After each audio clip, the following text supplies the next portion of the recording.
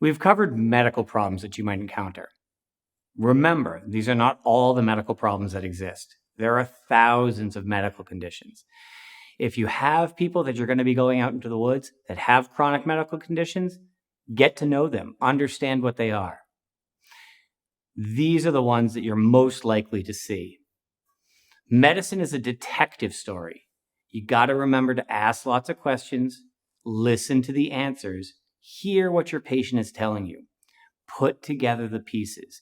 Try to see what the patient is telling you. You might have to go back hours, days, even years to get a good history of your patient to make a clearer picture of what's going on right now. Use your OPQRST to help get that started. When it comes to chest pain, you're constantly thinking about heart attacks or angina. If it acts like a heart attack, if it looks like a heart attack, even if signs and symptoms go away, it's a heart attack until a hospital tells you differently.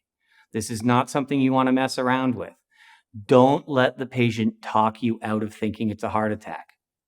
Just like the saying goes, if it quacks like a duck and walks like a duck, it's a duck. If you think it's a heart attack, it is, until a medical provider at a hospital tells you otherwise. Time is crucial when it comes to chest pain and heart problems. Difficulty breathing. The most common thing you're going to see is going to be asthma. This happens very frequently. The most important thing you can do is, if you have an asthmatic out in the woods with you, is ensure that they bring their inhaler. It sounds simple, but it is a game changer. Someone who's having difficulty breathing, be it from asthma or something else, it's all about paying attention to how hard they're working to breathe. The harder they work to breathe, the more they're going to struggle, and it becomes a self-perpetuating cycle. Try to break that. If they really need to get out, you're going to have to go quickly. There's very little you can do for patients struggling to breathe in the wilderness. And finally, the acute abdomen. This will be the only time in your life you're going to hope that someone tells you they have diarrhea, constipation, nausea, or vomiting.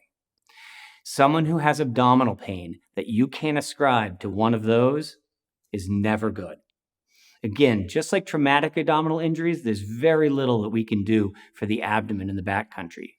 If I can't say this is nausea, vomiting, constipation, or diarrhea, all the rest of them require evacuation and monitoring.